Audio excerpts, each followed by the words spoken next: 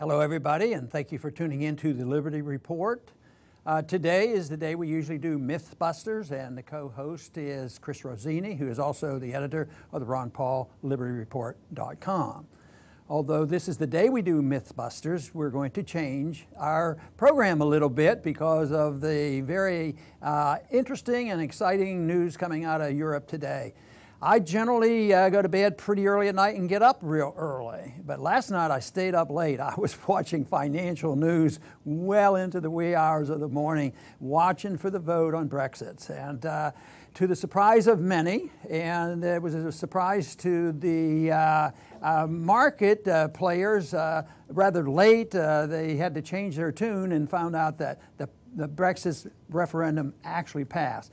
So Chris, thank you for being with us today on this special day and special report.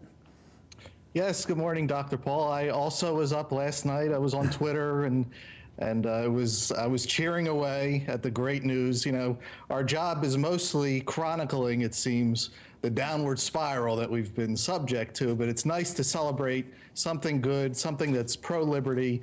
So I want to start with a question, Dr. Paul, for you. And do you think the establishment will, this is a major blow to them, will they try to reverse this somehow? After all, this vote is not a binding vote. So what are your thoughts on that? They never give up. It's sort of like the neocons in foreign policy. No matter how badly things turn out, they always come back and say, we have to do more of this aggression around the world. And that's the way it is on these programs like this. Whether it's a Federal Reserve policy where lower interest rates doesn't work and running up debt doesn't work, they never give up because they don't have anything else. Their ideas are bankrupt. So in this case of, the destruction of national sovereignty, the forced integration of many, many nations coming together in a European Union, it was doomed to fail from the beginning. I never believed for once that it would last. It's lasted actually longer than I thought, and it still exists. And the point is this vote doesn't cancel it out. But it sends a strong message, and that message is every bit as strong as a legal message. This is a consensus.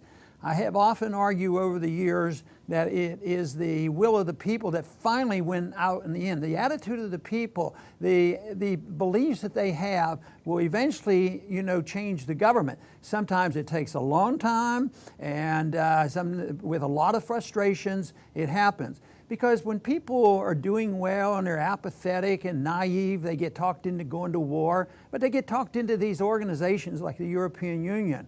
So it takes a while and takes a lot of time for people to really put it all together, and you obviously have to have a leader that tells them what's going on. And in this case, there was a principled British leader who was a member of the European Parliament, and that's Nigel Farage. Nigel has been on this program. We've talked about this issue many, many times, and just several weeks ago, a month or so ago, he was on this program. But we have this picture of Nigel, and it's great because that guy is excited, and for good reasons. It's not like when people do great harm and they have these great successes for the military-industrial complex and they pass bad legislation and the Fed makes an announcement.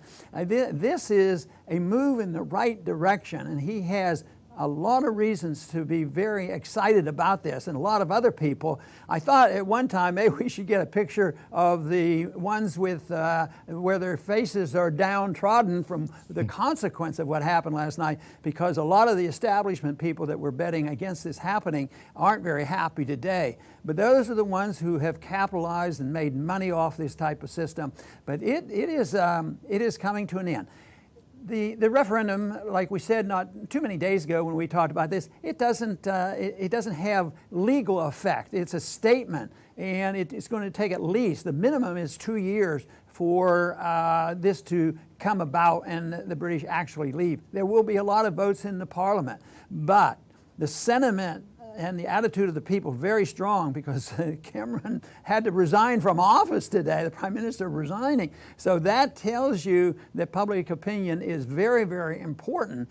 And there's a long way to go. But it is said, because that system was not workable. It was done by force. See, I like integration that's voluntary, trade and travel and exciting things like this. But as soon as it becomes forced, it's no good. The people suffer. The special interests get control. That's why you don't get free trade by having bigger trade groups, the WTO and NAFTA and all these things. You don't have free trade, but free trade is very good. So this is to me very, very good that this is happening, and proves that using force doesn't work. You know, during the 20th century, they used military force to force the try to create empires like the Soviet system. And of course, we've been involved in an empire building as well. But I think in the 20th century, it's been less the movement of millions and millions of troops around the world to take over. But in a way, there was a movement to take over Europe. And most of the time, I think it was against the will of the people, and they didn't pay enough attention. So since the failure is out there, I think this is dramatic. Let's just hope the momentum can go in the right direction and people realize, I hope they can separate out, you know, the voluntary integration under sound money versus the integration that's done by force. That's what finally riled up the British people. It was some economic things and regulations and things that is going on around the world. But it was really the writing of the rules out of Brussels and involving, immigration and forced immigration problems. The British caused a lot of problems along with the Americans in the Middle East in this mass migration coming through Europe in our country as well. People don't like that. That's a lot different than welcoming people who want to become citizens, are willing to work and take care of themselves, and they don't get financed by the government. So what is happening is absolutely opposite of how things would occur in a free society. Yes, and we libertarians, we always try to preach that if a power center exists, you'd want it to be as decentralized as possible. Right. Now, those who lust for power want the exact opposite. They want to centralize as much as possible, and that causes big problems. Now, our dear friend, Lou Rockwell, had a nice little quote that I'd like to read, and he says that Brexit is a victory for more than England and Wales. It's a victory for decentralism and secession. Now, secession's a dirty word, especially here in the United States, Dr. Paul. But please talk about these two key concepts, and also, what are your thoughts? Can Britain be the first domino to fall in this secession with this secession idea? Let's hope so. But there was a challenge for me several years back, and I think I had a bit of an achievement, and that is taking the term isolationism and turning it into non-intervention. And a lot of people use that now. But secession, obviously I think secession is good, all the way down to the individual. The best you can get. World government, national governments, group governments, European Union, NAFTA, all this stuff, down all the way to the individual if you can. But the whole problem is people think secession is horrible. Well, the British might have an antagonism to us because we believed in secession and we seceded from the British Empire, which wasn't too bad of an idea. They come back looking for help from us at times. So in a way, secession was pretty good.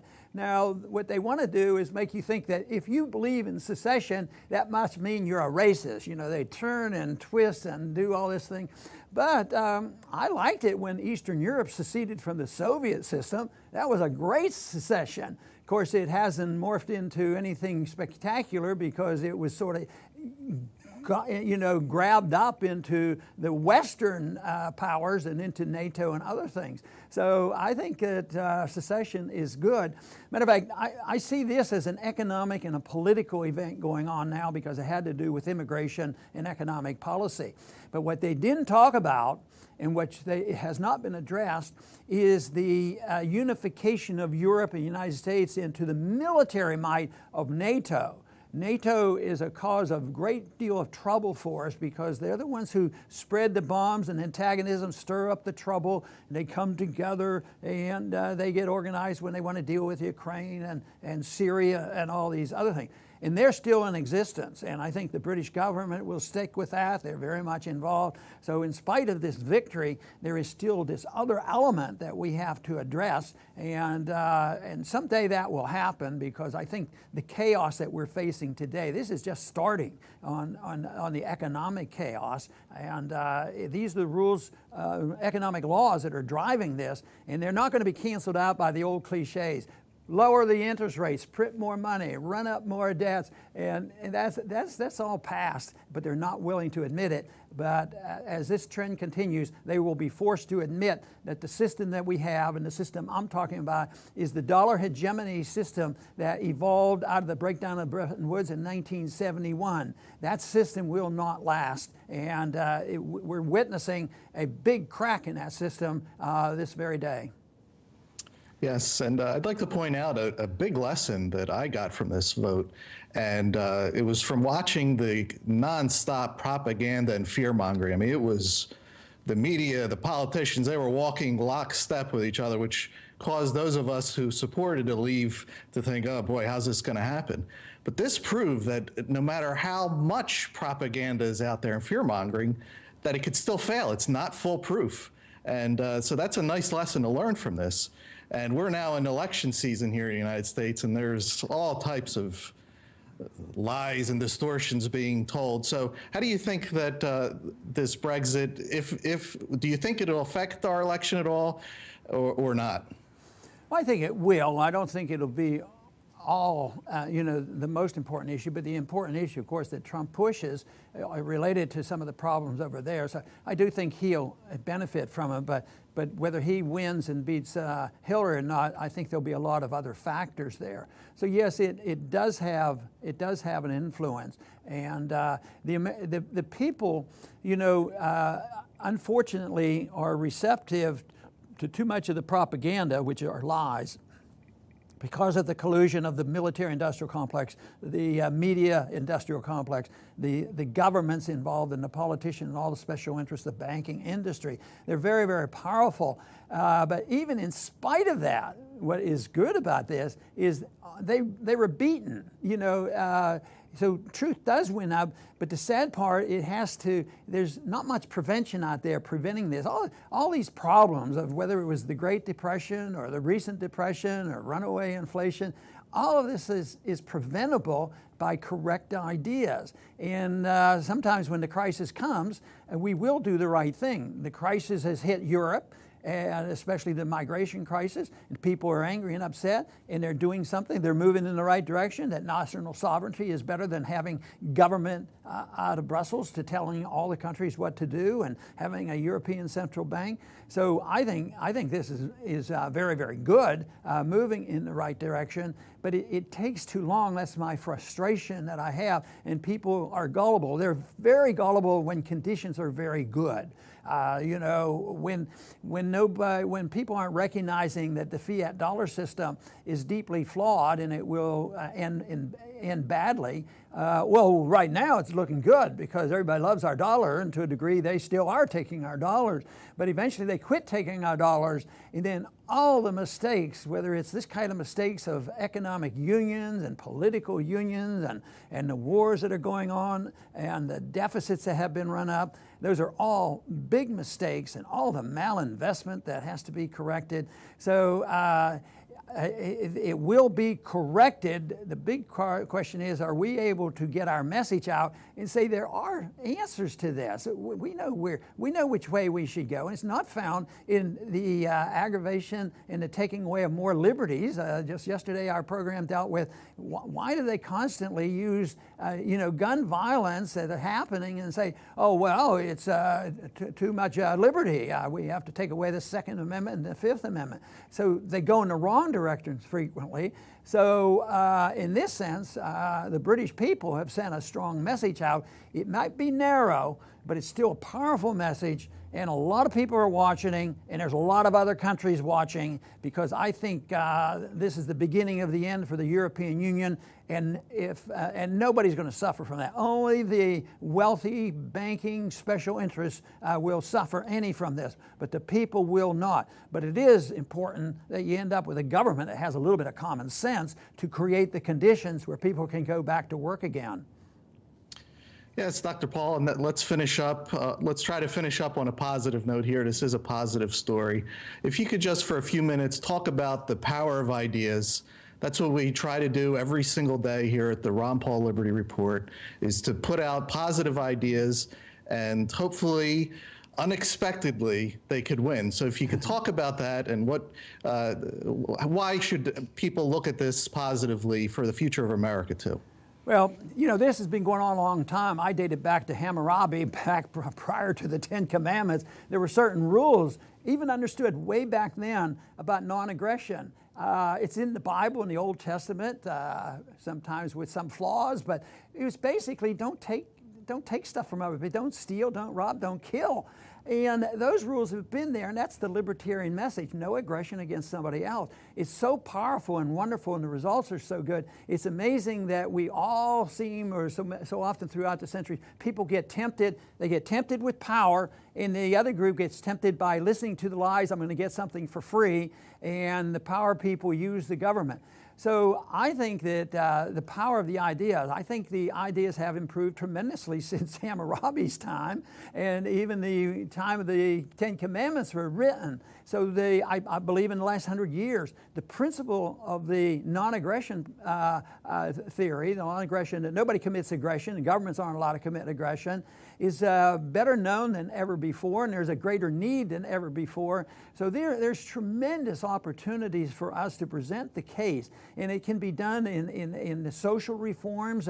All activities should be voluntary. Nobody forces their will on other people. Even when other people do things you don't like, if they're not hurting you, just ignore them. In economics, it's the same thing. We have a right to our life, we have a right to our liberty, we have the right to the fruits of our labor. It's a basic principle. And if this is applied to foreign policy, you have more peace. It's a shame that with this positive message of liberty, that you end up with more peace and prosperity than with any other system. It's a shame we don't do a better job in delivering the message. But even in my lifetime, I think there's been a tremendous expansion of the understanding of what the non-aggression principle is all about and what freedom is all about. The founders did their best, but the Constitution hasn't really protected liberty in this country. But it takes a moral people to understand it and demand it. And under those conditions, we could all be much better off. Chris, I want to thank you for being with us today. Thank you very, very much, Dr. Paul. And I want to thank our audience for tuning in today to the Liberty Report. Please come back soon.